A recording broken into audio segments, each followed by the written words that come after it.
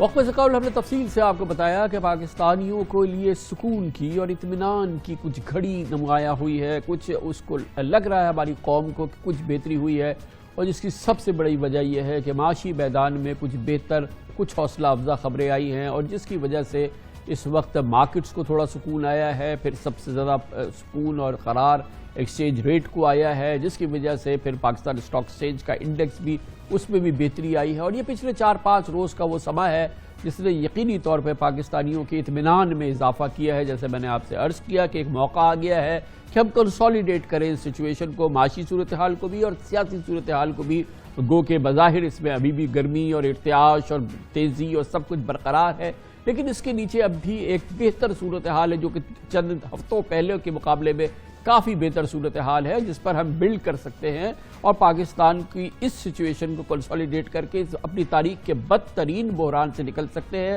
خاص طور پہ جو معیشت کا ہمارا بحران تھا جس سے اب ہم نکلتے ہوئے نظر آ رہے ہیں، اور اس کی گواہی ہے اور بے پناہ اس کی گواہی ہے کہ حالات میں بہتری آ رہی ہے، اور اس میں یقینی طور پہ پاکستان کی معیشت کے اندر جو بہتری آ رہی ہے اس سے ایک اعتماد کی فضا قائم ہو رہی ہے، اور ساتھ ساتھ اس کے ساتھ دوسرے اشاریہ اس کو سپورٹ کر رہے ہیں۔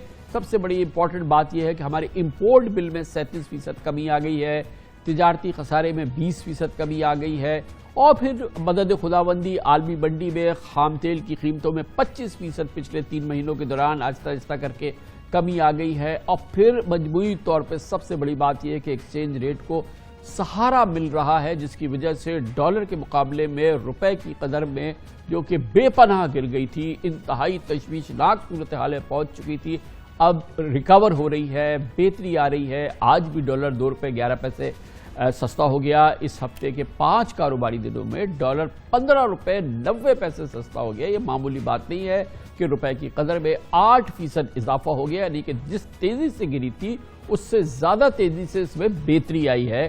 یہ ہمیں اطمینان ہونا چاہیے کہ چلیں، ایک تباہی کی صورتحال پیدا ہوئی تھی لیکن بہتری کی کیفیت بھی پیدا ہوئی ہے۔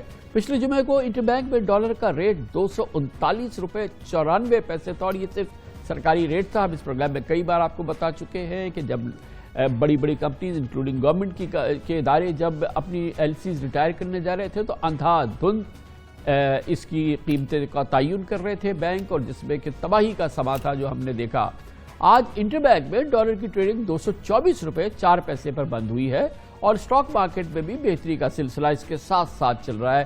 آج پی ایس ایکس میں 770 پوائنٹ کا اضافہ ہوا، اور پچھلے 3 دن میں 1900 تقریباً 2000 پوائنٹس کا اضافہ ہو چکا ہے، تقریباً 5% یہ مارکیٹ بڑھ گئی ہے۔ اسمارٹ ریکوری ہے جو کہ ہم نے دیکھی ہے۔ معیشت اور کاروبار کے حوالے سے جزوی اقدامات تو کامیاب ہو رہے ہیں، تاہم پچھلے 2 ماہ میں روپے کی بے قدری اور پیٹرول ڈیزل کی قیمتوں میں اضافے اور آسمان کی چھوتی مہنگائی کی وجہ سے، شرح سود کے اضافے کی وجہ سے عام طور پہ پاکستانیوں کی زندگی پریشانی میں ہے۔ غریب اور متوسط طبقہ تو یقینی طور پہ بے پناہ پریشان ہے۔ تشویش کی بات یہ ہے کہ اس مالی سال کے پہلے مہینے میں ایکسپورٹس میں اب 25% کمی بھی آئی ہے۔ دنیا میں ریسیشن آیا ہے اور جس کا پھر اثر ہم سہ رہے ہیں، اور اس پوری صورتحال میں ایک مشکل صورتحال ہے، اور پاکستان کے ریونیو ٹارگٹ جو ہیں وہ اب ان کو حل کرنا، اس تک پہنچنا ایک مشکل عمل ہوگا۔ لیکن اس پوری صورتحال کے اندر یقینی طور پہ جو حالات میں بہتری آئی ہے، اگر کسی شخص نے پاکستان کے 22 کروڑ عوام نے اس کی سب سے زیادہ سکون کا سانس لیا ہے اس بہتری کا، وہ پاکستان کے وزیر خزانہ مفتاح اسماعیل ہیں، اور وزیر خزانہ ڈاکٹر مفتاح اسماعیل اس وقت ہمارے ساتھ اسٹوڈیوز میں موجود ہے۔ بہت بہت شکریہ مفتاح بھائی، آپ کو بہت مبارک ہو، کم از کم کچھ تو بہتری آئی۔ پہلے تو مجھے یہ بتائیے کہ آپ مسلسل یہ کہتے رہے، آج بھی آپ نے اپنی کئی تقریروں میں کہا کہ سیدھی سی بات ہے ایکسچینج ریٹ کے اندر کہ ہمارے اگر انفلوز زیادہ ہوں گے ڈالرز کے اور وہ میچ کر جائیں گے ہمارے آؤٹ فلوز کے ساتھ، تو ہماری ایکسچینج ریٹ کا سکون آ جائے گا۔ لیکن مجھے بتائیے کیا معجزہ ہوا ہے کہ یہ جو 8% جو ہمارا بڑھ گیا یہ ایکسچینج ریٹ، وہ کتنے انفلوز آئے ہیں جس نے کہ ہمارے آؤٹ فلوز کو بیٹ کیا؟ سر میں آپ کو بتاؤں مثال کے طور پہ کہ جس دن پہلے دن یہ گرا ہے، آئی تھنک منڈے یا ٹیوزڈے کے دن، منڈے کے دن آئی تھنک غالباً یا ٹیوزڈے کے دن، اس دن ڈبل انفلوز تھے۔ آئی تھنک $600 ملین کی انفلو تھے اور 300 کا آؤٹ فلو تھا، تو انفلوز نے آپ کو ڈالر گرا دیا۔ کچھ بینکوں نے یہ انفلوز کیسے آئے تھے سر؟ یہ انفلوز ایک تو دیکھیں آؤٹ فلوز جاتے ہیں ہمارے جو 100 ایل سیز کی پیمنٹ ہوتی ہے، اس دن کی ایل سی نہیں ہوتی جو پچھلے مہینوں کی ایل سیوں کی پیمنٹس ہوتی ہیں، آئل کی پیمنٹ ہوتی ہے ڈیفرنٹ۔ انفلوز آپ کے آتے ہیں ایک ریمیٹنس کے، دوسرا آپ کے ایکسپورٹس کے، پھر آپ کے کچھ جو انٹر بینک کی مارکیٹ ہوتی ہے وہ سرنڈر کرتی ہے ڈالرز کے اندر، کچھ ایف ڈی آئی، کچھ روشن ڈیجیٹل اکاؤنٹ، دیگر اکاؤنٹس میں جو پیسے آتے ہیں وہ ہمارے انفلوز ہوتے ہیں. آؤٹ فلوز ہماری جو پیمنٹس ہوتی ہیں، جو انٹرسٹ بھر رہے ہوتے ہیں، یا جو سکوک کے پیمنٹس کی ہیں ابھی مثال کے طور پہ کوپانز بھرے ہیں، یہ آؤٹ فلوز ہوتے ہیں. تو یہ جو میجیکل انکریز ہوا ہے ہمارے ایکسچینج ریٹ میں، یہ کچھ غیبی مدد بھی آئی، اللہ تعالیٰ کی بھی مدد ظاہر ہے؟ اللہ تعالیٰ کی مدد تو ظاہر ہے کہ بغیر اس کے کچھ نہیں ہوتی، لیکن ہماری ایک جو سوچ تھی، اور میں پچھلے مہینے بھی کئی جگہ پہ کہتے رہا ہوں کہ دیکھو انٹرسٹ سپلائی اور ڈیمانڈ کے اوپر ڈالر ڈیسائیڈ ہوتا ہے اور کسی چیز پہ نہیں ہوتا. ہم پاکستان میں بہت ساری چیزیں سوچتے ہیں، بڑے ٹوٹکے سوچتے ہیں کہ پتہ نہیں کالی بلی چلے جائے گی تو ڈالر گر جائے گا. نہیں ہوتا ایسا. تھوڑی بہت ایڈمنسٹریٹو میجر سے فرق پڑ جاتا ہے، تھوڑا بہت آپ نے ایکسچینج کمپنی سے پریشر ڈالتے ہیں اس پہ فرق پڑ جاتا ہے، ریسٹرکشن لگانے سے بھی تھوڑا سا فرق پڑتا ہے. لیکن اگر آپ کہہ دیں کہ ایئرپورٹ سے زیادہ ڈالر نہیں جائے تو کراچی ایئرپورٹ کو روک لیں گے تو فیصل آباد سے نکل جاتا ہے، آپ کو پتہ ہی ہے.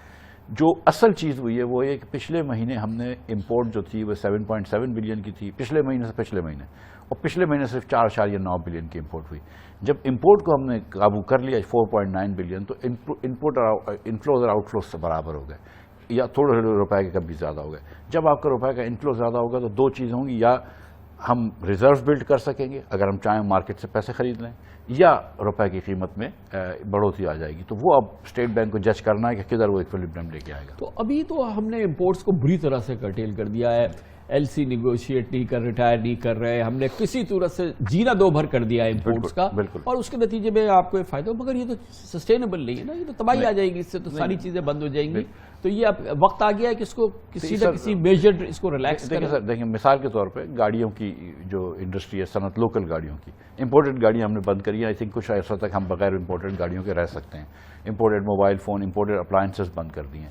جو لوکل اپلائنسز ہیں، لوکل موبائل فون ہیں، لوکل گاڑیاں ہیں، جو ایکسپورٹ کرتے ہیں وہ تو بسم اللہ، ان کو تو پورا لینے دیں گے.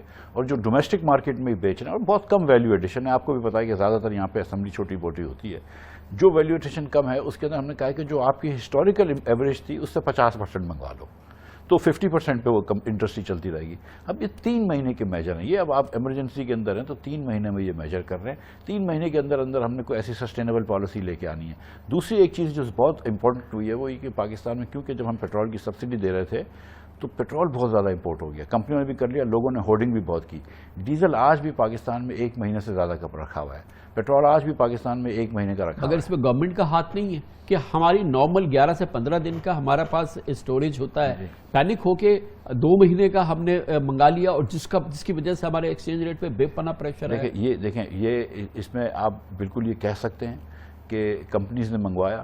اب اس میں یہ مسئلہ تھا کہ اس وقت ہم سبسڈی دے رہے تھے، ہم کو یہ لوگ کہہ رہے تھے کہ اگر آپ روکیں گے تو ڈرائی آف ہو جائے گا، کیونکہ اب ایک اگر پیٹرول پمپ والا منگا رہا ہے اور ایک آدمی نے رکھ کے اپنے پاس ہولڈ نہیں کیا، مختلف پیٹرول پمپ نے سب نے اپنی ٹنکیاں بھر لیں. بھائی سب کو پتا ہے کہ 70 روپے سستا ڈیزل ہے تو حکومت کم از کم کبھی نہ کبھی تو بڑھائے گی. آپ 1.5 کروڑ روپے کا ڈیزل اپنی ٹنکی میں ڈال دیں، 70 لاکھ روپے کا نفع ہے 15 دن کے اندر. سو وہ لوگوں نے کیا. اب اس کے بعد وہ پیٹرول جب نکل رہا ہے تو ڈیمانڈ کم ہو گئی. بیچ میں 11,000 ٹن کی سپلائی ہو گئی تھی، پھر 17-18,000 ٹن کی سپلائی ہو گئی ہے ڈیزل کی. لیکن اب ہمارے پاس اس کی ضرورت اس مہینے بھی نہیں پڑے گی. پچھلے مہینے بہت کم ایلسیاں کھلی ہیں. لیکن سر یہ جو اس میں انوینٹری لاس ہوگا، یہ جس دام پہ یہ آیا ہوا ہے، اور آج تو انٹرنیشنل مارکیٹ کے اندر اس سے کہیں پہ 15%، کہیں سے 20%، یہ ہے نا لاس. بالکل. دیکھیں لیکن یہ لاس حکومت کا نہیں ہے، یہ لاس جو ہے وہ ان کمپنیوں کا یا ان لوگوں کا کہ جنہوں نے ہولڈنگ کی ہے. مثال کے طور پہ ہم جو ہے، اور یہ پی ٹی آئی کے زمانے سے یہ دستور چلا آتا ہے کہ پہلے ہم لوگ برانڈ کے حساب سے کرتے تھے، اب پلیٹس کے حساب سے کرتے ہیں کہ 15 دن کی پلیٹس کی ایوریج لیتے ہیں، جو ایکچولی ایوریج ہوتی ہے اس کے اوپر لگاتے ہیں پریمیمز جو کہ پی ایس او نے دیے ہوئے ہوتے ہیں اور پیٹرول اور ڈیزل کے اوپر، کیونکہ آج کل پریمیم پہ بک رہا ہے، پلس ان کے انسیڈنٹل ایکسپینسز، وہ آپ کی پرائس ہوتی ہے. اور کچھ عرصے بعد انشاءاللہ تعالی ہم اس پہ چلے جائیں گے کہ یہ پرائسز، حکومت ان پرائسز سے ہٹ جائے گی، مارکیٹ ڈیسائیڈ کرے گی.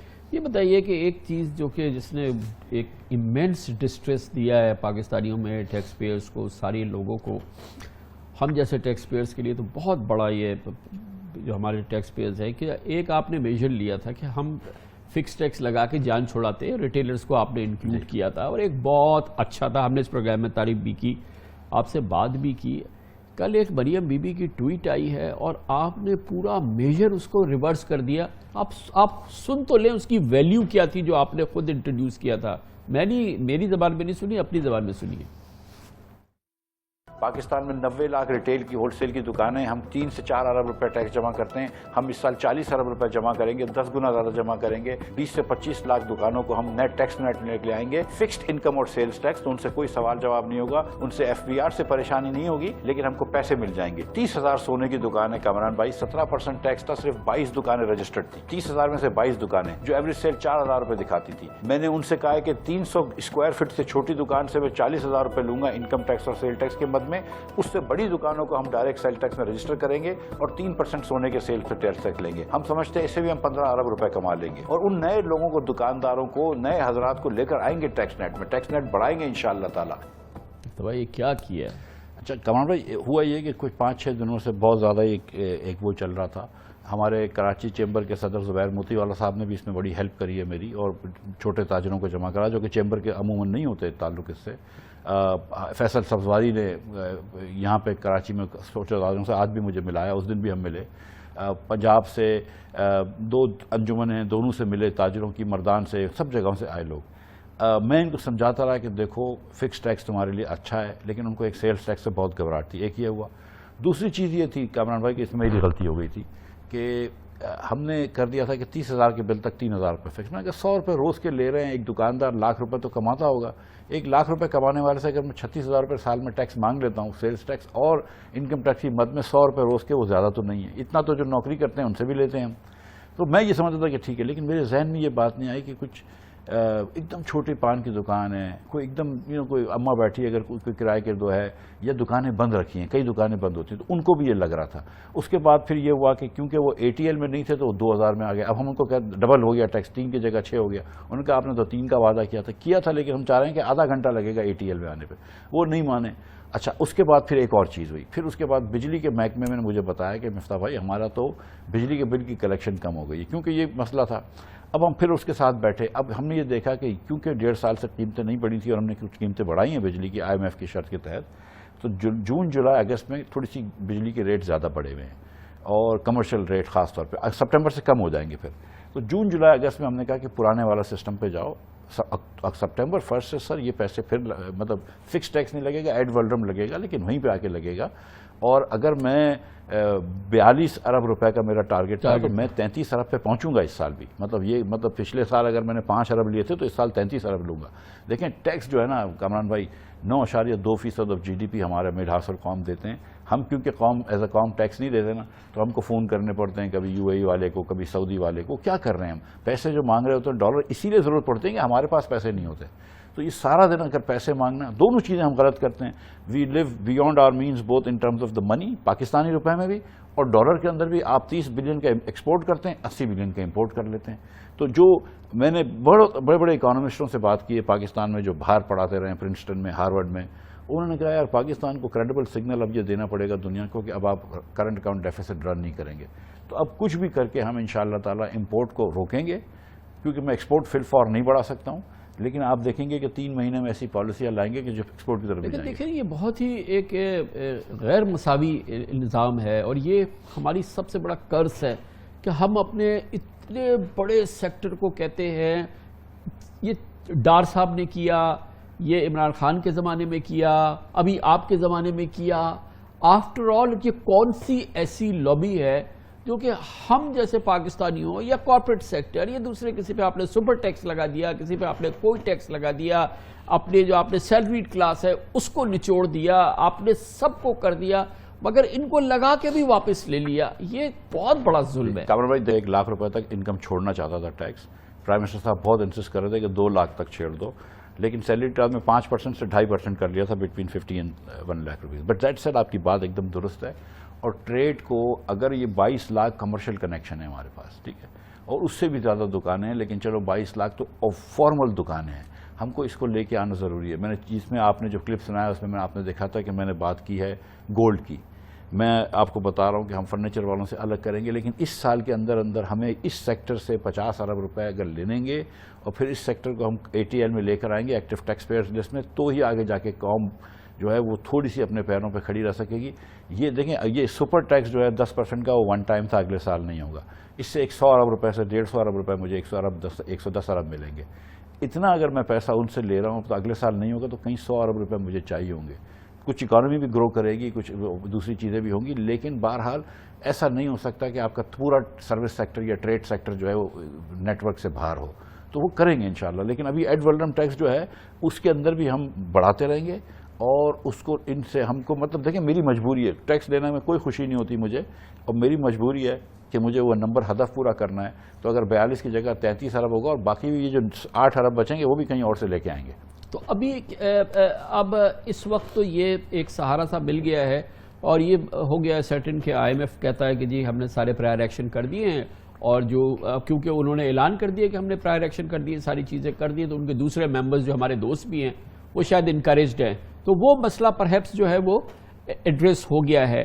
لیکن جو دنیا میں اس وقت ہائی انٹرسٹ ریٹ رجیم ہے, یہ سارا ماحول ہے, ہمیں اپنے بانڈز ہیں یہ سارے, ابھی ان کو ہمیں رینیو کرنا ہے, ان سب کو کرنا ہے, یہ کتنی ٹف کال ہے آگے جا کے؟ دیکھیے بہت ہی زیادہ ٹف کال ہے کہ ایک تو یہ کہ پاکستان کا بانڈ ویسے تو 14% اچھا ہوا ہے, لیکن ییلڈ ہماری بانڈ کی ابھی بھی 26% ہے, جو اس سال ڈیو ہے, دسمبر میں ڈیو ہے. اور مجھے روز ایک شارجہ کے بینک سے فون آتا تھا کہ مفتاح بھائی, کیونکہ ان کو ڈر لگا تھا, ان کے کوپانس تھے, کچھ انٹرسٹ پیمنٹ تھی. میں کہا دیکھو حکومت پاکستان ہر چیز ٹائم پہ کرے گی. پھر میں نے ایگزامپل, بلومبرگ والے نے فون کیا, میں نے اس کو ایگزامپل دیا کہ آپ کراچی, لاہور یا اسلام آباد کے کسی ریسٹورینٹ میں چلے جاؤ, آپ اچھے ریسٹورینٹ میں آپ ویگیو بیف خرید سکتے ہو, 15,000 روپے کا اسٹیک خریدتے ہیں, آپ سیمن خرید سکتے ہیں. میں کہا جب میرے پاس اس چیز کے ڈالرز ہیں تو مجھے اپنا سود دینے کے ڈالرز ہیں, میں یہ ضرور دے دوں گا, اس کی فکر نہ کرو. ہمارے پاس پلان پورا ہے.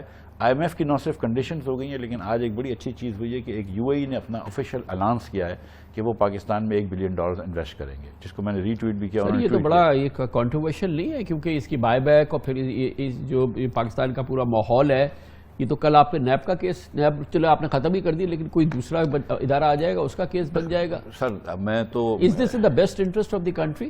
It is absolutely in the best interest of the country. ویپاری کے حصے سے بتائیں نا کہ جی کہ یہ کیسے ہمارے میں گزارش ہی کرتا ہوں, اتنے سستے داموں پہ آج یہ ہمارے اسکرپٹس ہیں, آپ واپس لے لیجیے گا نا. دیکھیں میں ہوتا یہ ہے, میں آپ کو سیدھی سیدھی بات کرتا ہوں. یو اے ای والے ہمارے پاس آئے تھے, میں نے پہلے ان کو کہا کہ تمہارا 96 اور 97 کا لون ہے وہ ری رول کر دو. اس نے کہا چلو ری رول کر دیتے ہیں. تو 96 اور 97 کا رول ہم نے ایک 250 ملین, ایک 150 ملین تھا اور ایک 300 ملین تھا.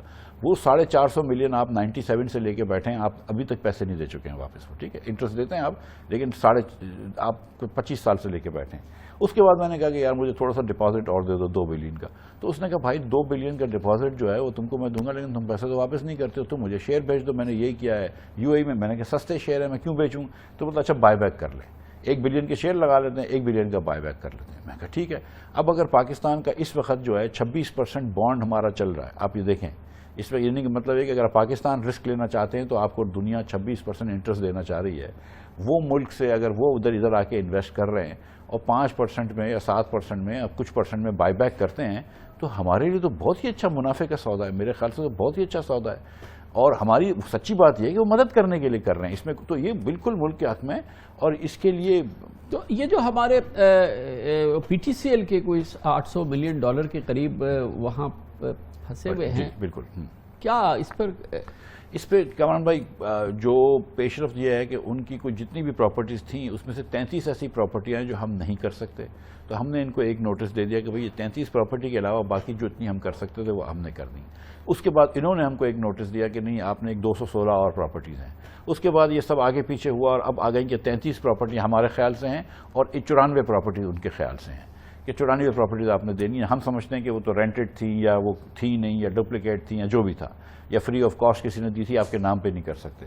اب 94 پراپرٹی کی قیمت جو ہے وہ صرف 2 ارب روپے تھی یا 3 ارب روپے تھی, 64 کی, اور 33 ارب روپے کی پراپرٹی تھی یہ والی جو 33 پراپرٹیاں تھی اس کی 30 ارب کی تھی. اب یہ سب ملا کے 32 ارب روپے ہوتے ہیں. اب ہم کو ڈیسائیڈ کرنا ہے کہ کون سا ایکسچینج ریٹ ہے. وہ کوئی ایکسچینج ریٹ جو ہے وہ پی ٹی سی ایل والے جو ہم جو ہے وہ سوچ رہے ہیں کہ کرنٹ ایکسچینج ریٹ لینا چاہیے میرے خیال سے, جب پیسے آئیں گے جب ایکسچینج ریٹ, وہ سوچ رہے ہیں 2008 کا ایکسچینج ریٹ لینا چاہیے, جو مطلب تو اس میں بہت فرق پڑ جاتا ہے. تو 200 اور 600 ملین ڈالر کا فرق پڑ جاتا ہے. مطلب we think it should be between 730 and they think it should be 230. تو 500 ملین کے درمیان کا فرق ہے. میں نے ان سے بات کی ہے کہ دیکھو اب جتنا ٹیکنیکل کام ہو سکتا تھا وہ ہو گیا, 10-12 سال سے لوگ لگے رہے اور مزید کام اس پہ نہیں ہو سکتا. اب اگر آپ نے بیٹھنا ہے تو اکراس دا ٹیبل بیٹھیں, میں بیٹھنے کے لیے تیار ہوں آپ کے ساتھ, ہم بیٹھیں گے اکراس دا ٹیبل بیٹھ کریں گے اور ایک اس کو پھر کوئی ڈیل کرتے ہیں, اس کے بعد یہ بات کر لیتے ہیں. ساتھ ساتھ اگر آپ کو مطلب 1-2 چیزیں ہم نے ان کی روکی ہوئی ہیں. ان کا ایک ایگریمنٹ تھا مینجمنٹ ایگریمنٹ جس کے تحت وہ 3% باہر فیس بھیجتے تھے. 2015 سے اسٹیٹ بینک نے وہ فیس لینا بھیج دی ہے, تو وہ بولتے ہیں وہ پیسے دو, وہ $200-400 ملین ہیں. تو یہ بیٹھ کے میں نے کہا کہ میں اپنے پرائم منسٹر سے اتھارٹی لے کے آؤں گا, جو وہاں سے آدمی کو امیر سے اتھارٹی لے کے آئے, بات کر لیں گے, اللہ خیر. اچھا, کتنے آپ ورڈ تھے, یہ ہم یہاں پہ دیکھتے رہے ہیں کہ یہ جب ایکسچینج ریٹ کا مصیبت آئی, اور ظاہر ہے کہ ایک قومی مسئلہ تھا, قومی بحران تھا, لیکن اس میں ہم نے دیکھا کہ جس طرح سے ایکسچینج ریٹ مینوپولیشن ہوئی ہے, اور خاص طور پہ جو بینکس نے اس میں کردار ادا کیا ہے, جو ان کی لگا کہ لاٹری کھل گئی ہے, اور جس طریقے سے وہ کر رہے تھے, ہمارے پاس اسپیسیفک ایگزامپلز ہیں ایک ایک بینک کی کہ کس طریقے سے انہوں نے اس سچویشن کو ایکسپلائٹ کیا ہے, اور کس طریقے سے 240 سے کم پہ سے زیادہ پہ لے نہیں رہا ہے, اور 250 سے کم پہ دے نہیں رہا ہے, اور کوئی اس کو پوچھ نہیں رہا ہے. اچھا کامران بھائی, اس میں آج بھی یہ بات ہوئی, اور مطلب میرے خود فیملی والے, میرے بھائی بھی کہتے ہیں کہ یار بینکوں نے بڑی زیادتی کری ہے, اور ایک لحاظ سے دیکھا جائے تو بینکوں نے زیادتی کری ہے, لیکن سچی بات میں آپ کو بتاؤں کہ بینکوں نے ہماری بہت مدد کری ہے. میں آپ کو سیدھی بات بتا رہا ہوں, بینکوں نے بہت عرصے تک وہ ڈالر بیچا ہوا تھا جو ان کے پاس نہیں تھا, ٹھیک ہے, مطلب سیریسلی, اور وہ کور نہیں کر رہے تھے. اب کسی بینک نے کیا کیا ہے کہ 220 پہ بیچا ہے, مارکیٹ ہو گئی 230, اس کو ہو گیا 10 روپے نقصان, تو پھر اس نے کیا کیا کہ کسی اور کو 240 میں پہنائی ہے وہ ڈالر, تو اس نے برابر کیا ہے. اگر کوئی انیوجول پروفٹ ہوگا اور ہم کو جہاں پہ یہ نظر آئے گا تو ان کو اسٹیٹ بینک والے جو ہے وہ نہیں چھوڑیں گے. یہ میری اسٹیٹ بینک سے بات ہوئی, اور state bank is very clear on this, ٹھیک ہے, اور ضرور ایسے بینکس ہوں گے کہ جنہوں نے یہ پروفیٹیرنگ کری ہے, اور اس کی کوئی جواز نہیں ہے. لیکن جس بینک نے اگر اپنا نقصان ہی کور کیا ہے تو وہ بینک سمجھتے ہیں, میں سمجھتا ہوں کہ وہ جائز ہے. میں یہ سمجھتا ہوں کہ جو بڑے 2-4 بینک ہیں, خاص طور پہ HPL, UBL, فیصل بینک, الفلاح بینک, انہوں نے بہت اچھا کردار ادا کیا ہے, میں سمجھتا ہوں, اور انہوں نے کافی مدد کری ہے. لیکن یہاں کراچی میں جو دوسرے بینک سے انہوں نے تباہی پھیر دی ہے اس دوران, کچھ چھوٹے بینکوں نے کچھ تباہی پھیری ہے, اس میں آپ کی بات درست ہے, اور وہ اسٹیٹ بینک جو ہے وہ دیکھے گا. اچھا, یہ فرمائیے گا کہ یہ ہم نے ایک ٹرموائل سے ہم گزرے ہیں, اور ایک اتنا بڑا مصیبت اس میں گزری ہے. آپ نے کچھ 4 بار کہا کہ اس ہفتے جو ہے سینٹرل بینک کا گورنر لگ جائے گا, مگر یہ دیکھیں نا, یہ پھر اتنی بڑی اتحادی گورنمنٹ اور یہ سارے مسئلے ہوتے ہیں, کیونکہ یہ تو سب کو پتہ ہے کہ جی کہ طے یہ ہو گیا تھا کہ چیئرمین نیب آپ لگائیں گے, آپ نے اپنا لگا لیا, زرداری صاحب کو گورنر اسٹیٹ بینک لگانا ہے, اب آپ ان کا گورنر اسٹیٹ بینک نہیں لگا رہے, تو بھائی کچھ بھی وہ کہہ رہے ہیں, اب آپ کسی جگہ پہ جا کے ٹھہر کے لگائی لیں, انہی کا لگا دیں. نہیں, ان کا اور میرا اور ہمارا ایک ہی ہے, مطلب کوئی اس میں ارگ نہیں ہے. وہ جو زرداری صاحب اور ہم مطلب مل کے ہی فیصلہ کرتے ہیں, اور اس میں کوئی وہ نہیں ہے. اور میں اب اتنی مرتبہ کہہ چکا ہوں, میں سچی بات ہے کہ کامران بھائی کچھ دیر میری اپنی ذاتی غلطی سے ہوا ہے, میں اس میں بالکل ایڈمٹ کرتا ہوں. غلطی سے یہ کہ مجھے جلدی نہیں تھی. جب میں IMF کے نیگوشیشن, اگر آپ اکیلے ہوتے تو ہو جاتا ہے. 6 لوگ اگر آپ گورنر اسٹیٹ بینک کو ڈیسائیڈ کریں گے, 6 لوگ اس کا انٹرویو کریں گے, پھر اس طریقے سے لے کے, یہ کہاں ہوتا ہے سر, ایسے کہاں ہوتا ہے؟ اس کے اندر بہت زیادہ طول دے دی, یہ ڈیفینسیبل نہیں ہے چیز, تھوڑی دیر ہو گئی ہے. لیکن میں پھر بھی میں آپ کو سچ بتا رہا ہوں کہ سینٹرل پرائم منسٹر ورڈ نہیں ہے اس پہ کہ نہیں سر, کیونکہ معاملات ٹھیک چل رہے ہیں. سینٹرل غلطی پھر بھی میری ہے, مجھے کر لینا چاہیے, ان قریب ہو جائے گا. اب میں اس ہفتے کا نہیں بول رہا ہوں, لیکن ان قریب ہو جائے گا. مسئلہ کیا ہے سر؟ مسئلہ کوئی نہیں, میں آپ کو سچ بتاؤں, دیکھیں 4-5 لوگوں کو میں آفر کر چکا ہوں, انہوں نے منع کر دیا, ٹھیک ہے. مطلب یہاں پہ پاکستان میں اگر کسی اچھے بینکر کو آپ کرتے ہیں جس کے اوپر کنسنسس ہوتا ہے, ہر بینکر جو ہے وہ ڈیول سٹیزن ہے, کیونکہ اس نے انٹرنیشنلی کام کیا ہوا ہوتا ہے, ان کو دنیا میں جانا ہوتا ہے, کبھی سنگاپور چلے جاؤ, کبھی لندن چلے جاؤ, کبھی ہالینڈ چلے جاؤ, تو انہوں نے ایک باہر کا پاسپورٹ رکھا ہوتا ہے. آپ نے ان پاکستانیوں کو اپنے پول سے نکال دیا. اب آپ, مجھے تو حیرت تھی, لیکن آپ یہ دیکھیں کہ جو سکسیسفل پاکستانی ہوتے ہیں, جو باہر پڑھنے جاتے ہیں, دیگر چیزیں کرتے ہیں, ان کو ادھر مطلب اگر یہ جو آپ کے جو ایگزسٹنگ ایکٹنگ گورنر ہیں, جس طرح سے انہوں نے ڈیفینڈ کیا ہے, جو میں نے انٹرنیشنل فائنینشیل میڈیا میں دیکھا, یہ تو انکریڈیبل ڈیفینس ہے ہر صورت میں. مطلب as a Pakistani I feel proud کہ اتنی مشکل صورتحال میں اور اتنا بڑا, اتنا پازیٹیو انٹرنیشنل میڈیا جنریٹ کرنا ہے تو بہت بڑی بات تھی. سر بہت ہی زیادہ سمجھدار آدمی ہے, بہت ہی زیادہ ہوشیار لڑکا ہے, اینڈ آئی شوڈنٹ کال ہم لڑکا, بہت زیادہ ہوشیار آدمی ہے. مجھ سے عمر میں چھوٹے ہیں, اس لیے میں یہ لبرٹی لے رہا ہوں. میرے تو بڑا اچھا دوستی ہو گئی ہے over the last few months, میں سچ آپ کو بتا رہا ہوں. پرسوں ہم نے گھر پہ کھانا ساتھ کھایا تھا. ایک پاکستانی ہمارے اکانومسٹ ہیں, ہارورڈ میں پڑھاتے ہیں, عاصم خواجہ صاحب, وہ آئے تھے. ایک اور ڈپٹی گورنر ہے ڈاکٹر عنایت, وہ تھے, ہم نے بیٹھ کے کھانا کھایا. ڈاکٹر پھر شاہد خاقان عباسی بھی آ گئے, دیگر لوگ بھی آ گئے. تو میری تو بڑی دوستی ہے اس سے, and he would also be a very good candidate. there are many other good candidates that the government is thinking about. لیکن ہم نے کیونکہ دو ایک قدغنیں لگائی ہوئی ہیں کہ شاید پہلی کہ ایک تو U S citizen dual citizen نہیں ہونا چاہیے، اور سیکنڈ کہ وہ 65 سال سے کم ہونا چاہیے. ڈوئل سٹیزن نہیں ہونے چاہیے. بینک آف انگلینڈ کا گورنر جو ہے، چانسلر جو ہے، وہ کینیڈین سٹیزن ہے. پتہ نہیں ہم لوگ کون سی دنیا میں رہتے ہیں. لیکن اچھا یہ فرمائیے گا، ایک اور یہ جو مصیبت کھڑی ہو گئی ہے پی ایس او کی، اور یہ جو اب اس کا بھی عذاب ہم لوگوں پہ ڈالا جائے گا. آپ کہتے ہیں کہ 30 بلین اس کو گرانٹ دی ہے کیونکہ وہ تو کس طرح سے مینج ہوا ہے، اور یہ تو ایک شیئر مس مینجمنٹ ہے نا. کامران بھائی، میں سچ بتاؤں کہ یہ بجٹ میں اس کے لیے ایک پیسہ بھی نہیں تھا، اور 2 سال سے پہلے حکومت نے 25 ارب روپے دیے تھے ان کو ایکسچینج لاسز کے، اور ان 2 سالوں میں پھر سے واپس 54 ارب روپے ہو گئے. جب مجھے پتہ چلی تو مجھے تو حیرت تھی کہ کون سے ایکسچینج ریٹ لاسز ہو گئے، کیونکہ میں تو سمجھ رہا تھا کہ ہر ہفتے ٹرو اپ ہوتے ہیں کہ جو ایکچوئل فرق آیا وہ لے لیتے ہیں. یہ پتہ نہیں کون سے ایکسچینج ریٹ لاسز ہیں. 2 چیزیں کرنی ہیں. ایک تو یہ کہ آئندہ جو ہے وہ پی ایس او کو ہم یہ پیسے نہیں دیں گے، تو پی ایس او کو ہمارے اوپر کوئی لائبلٹی نہیں ہوگی. پی ایس او نے خود یہ مارکیٹ سے لینا ہے، نمبر 1. اور اگر جب ڈی ریگولیشن کریں گے اور اس بزنس سے نکل جائیں گے تو جان چھوٹ جائے گی. یہ بات دیکھیں، اگر ہم نے اس سال ہم نے کہا ہے کہ ہم سمجھ لیجیے کہ 3000 ارب روپے ہم ڈیفیسٹ کریں گے. اب اگر آپ بار بار ڈیفیسٹ بڑھاتے رہیں تو وہ تو کوئی اینڈ ہی نہیں ہوگا، اور یہی ہم کرتے رہے ہیں. اسی لیے ہم نے اتنا قرض جمع کیا، اسی لیے ہم یہاں کھڑے ہوئے ہیں. تو یہ نہ کرنے کے لیے یہ میں نے بات سوچی ہوئی ہے کہ اگر ہم 30 ارب روپے یہاں پہ ایکسٹرا خرچ کر رہے ہیں تو اسی دن مجھے بتاؤ کہ بھئی 30 ارب روپے میں کہاں سے لے کر آؤں گا. تو وہ انشاءاللہ تعالی ہم کہیں نہ کہیں سے لے کے آئیں گے. ایک جو بات ہوئی ہے کہ تھوڑا سا ہمارا ریونیو جو ہے وہ تھوڑی ہمارے پروجیکشن سے زیادہ آ رہا ہے، کچھ کیونکہ ڈی ویلیو بھی زیادہ ہو گیا ہے، تو ہو سکتا ہے کہ ڈی ویلیوشن کی وجہ سے ہم کور کر لیں. لیکن جو ہمارا ٹارگٹ دیا ہوا ہے وہ ٹارگٹ میں نے آئی ایم ایف کو خوش کرنے کے لیے نہیں دیا. وہ ٹارگٹ جو ہے وہ سچ مچ مجھے چاہیے کہ 152 ارب روپیہ میں انشاءاللہ تعالی اس ملک کے اندر پرائمری ڈیفیسٹ کر کے دکھاؤں گا. اچھا یہ بتائیے، سبسڈی کافی حد تک ایڈریس ہو رہی ہے، اور میں کریڈٹ دوں گا، اتنا مشکل کام تھا اور یہ ساری چیزیں ہو گئی ہے. آئی ایم ایف کو بھی کریڈٹ، گورنمنٹ کو بھی کریڈٹ، سارا کچھ، کیونکہ فائدہ تو قوم کا ہمارا ہے، ہماری معیشت کا فائدہ ہے، اور یہ چیزیں اب ہم نہیں کر سکتے ابھی. مگر ابھی بھی کچھ ہماری سبسڈیز باقی ہیں. اب بھی ہم جو ہے وہ 100 ارب روپے کا منافع ہے فرٹیلائزر سیکٹر کا سال کا سبسڈی میں، اور آپ دے رہے ہیں. یہ کیا ہے؟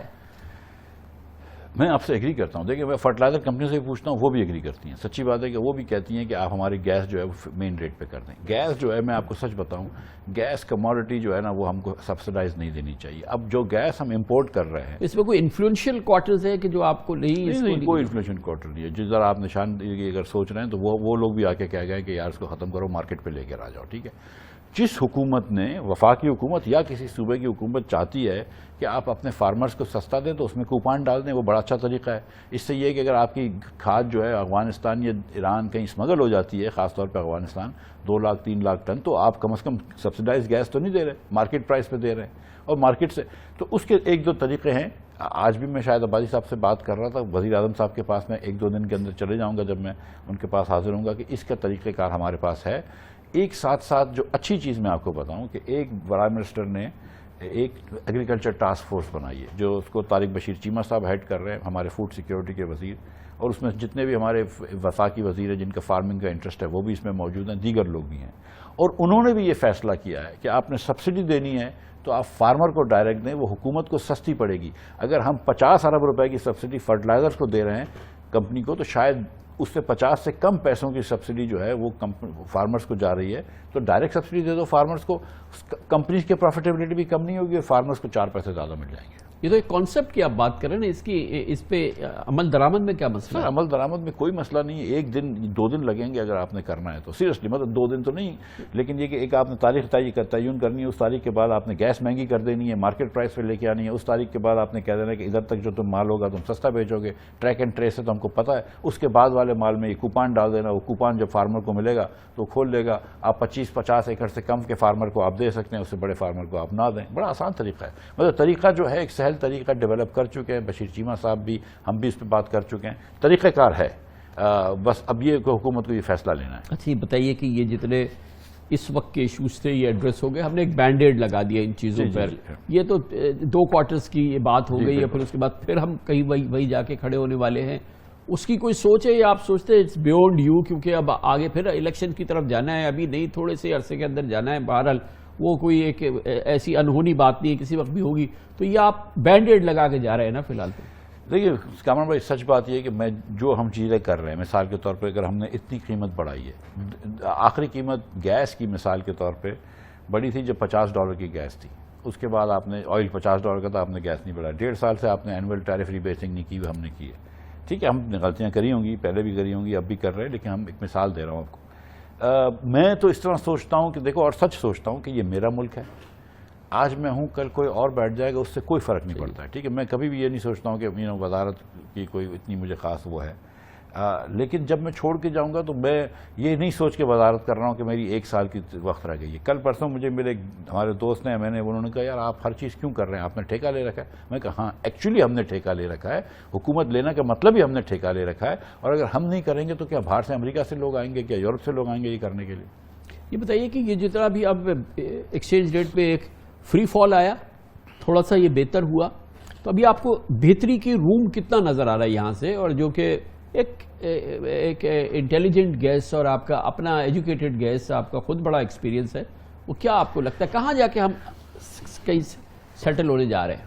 دیکھیے میں یہ کرنا چاہ رہا ہوں, ایسا پروسیس کرنا چاہ رہا ہوں کہ اگر ہم تھوڑا سا امپورٹ کو تھوڑے عرصے تک ہاتھ روک لیں تو ہم اس جگہ پہ پہنچ جائیں گے کہ جہاں پہ اسٹیٹ بینک کی مرضی ہوگی کہ وہ چاہے تو روپے کو نیچے جانے دے, چاہے تو اپنے ڈالر کو روپے کو اوپر جانے دے, یا چاہے تو تھوڑا سا ریزرو بلڈ کر لے.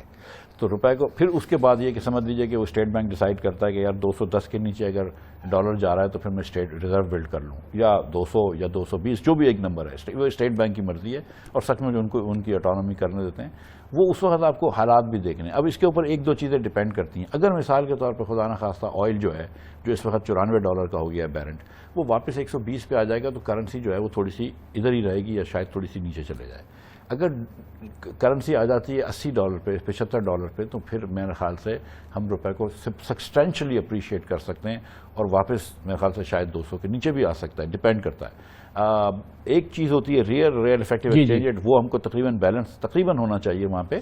لیکن میں سمجھتا ہوں کہ سیریسلی ہمارے پاس اتنا کم ریزرو ہے شامران بھائی, $8.5 بلین کے, ہم کو مینیج ٹرائی کرنی چاہیے. ہم کو ڈسرپشن کو روکنا چاہیے, لیکن مینجمنٹ نہیں کرنی چاہیے. اگر سیکولرلی نیچے جا رہا ہے تو جانے دو, سیکولرلی اوپر جانا ہے تو جانے دو.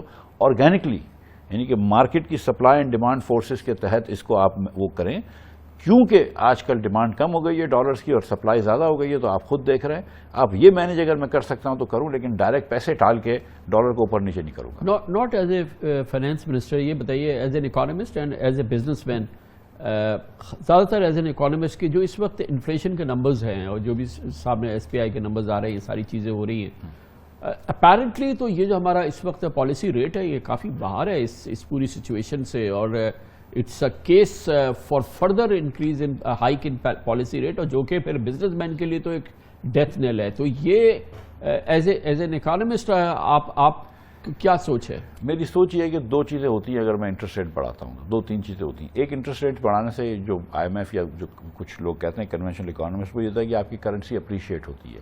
تو کرنسی تو میری آلریڈی اپریشیٹ ہو رہی ہے. دوسرا, انٹرسٹ ریٹ بڑھانے سے میرا امپورٹ کم ہو جاتا ہے, امپورٹ ڈیمانڈ کم ہوتی ہے, وہ بھی ہم نے کر لی ہے. تو مجھے مزید انٹرسٹ ریٹ بڑھانے کی بہت منشا نظر نہیں آتی. مجھے پتا ہے کہ انفلیشن اس وقت جو ہے وہ ٹیمپریریلی زیادہ ہے, لیکن کیونکہ پیٹرول سستا ہوا ہے, کیونکہ ڈیزل سستا ہوا ہے, تو یہ واپس بھی سستا آئے گا. اب اس میں تھوڑی اسٹکینس ہوتی ہے کہ مثال کے طور پہ پچھلے اگر ہفتے ہم نے ڈیزل کم کیا, ایک مرتبہ 40 روپے کم کیا, تو بس کے کرائے اتنے کم نہیں ہوئے. اب اس میں صوبوں کا بھی ذرا ہاتھ ہے کہ ایڈمنسٹریٹولی دیکھو وغیرہ, لیکن آپ کو پتا ہے کہ اسٹکینس آتی ہے اس کے اندر. اوپر جاتے ہوئے کم اسٹکینس ہوتی ہے, نیچے آتے ہوئے زیادہ اسٹکینس ہوتی ہے. تھوڑا سا ہم کو اس میں وہ دیکھنا پڑے گا. لیکن میں یہ سمجھتا ہوں کہ اگر تھوڑی سی ہم انفلیشن کو مزید کنٹرول کر سکتے ہیں, اگر ہم تھوڑا سا بغیر انٹرسٹ ریٹ بڑھائے ہوئے بھی, لیکن ایک IMF کا بھی ایک کنونشن ہوتا ہے, ہم اس بار میرے خیال سے ہمارا بینک ہے وہ زیادہ آرگیومنٹ کر سکے گا کہ ہم کو ابھی نہیں بڑھانا چاہیے. اور تیسری چیز جو ہوتی ہے وہ ہمارا جو فیڈرل گورنمنٹ کا جو ایکسپینس ہے وہ بہت زیادہ بڑھ جاتا ہے. ہم 45 ارب روپے ہم کو دینا ہے, ہمارا انٹرسٹ بہت بڑھ جاتا ہے. تو میرا نہیں خیال ہے کہ انٹرسٹ ریٹ بڑھانا جو ہے وہ اس وقت ضروری ملک کے مفاد میں ہے, لیکن اس کو بہرحال فیصلہ اس کا IMF کا اسٹیٹ بینک کا ہے, اور وہ ہم دیکھیں گے. یا IMF کا ہی ہے؟ چلو تھوڑی سی تو پردہ رکھ لینا. تھینک یو سو مچ, بہت بہت شکریہ. وزیر خزانہ ڈاکٹر مفتاح اسماعیل ہمارے ساتھ تھے. اس کے ساتھ ہی ہمارے آج کے پروگرام کا اختتام ہوتا ہے. کامران خان کو اجازت, اللہ حافظ.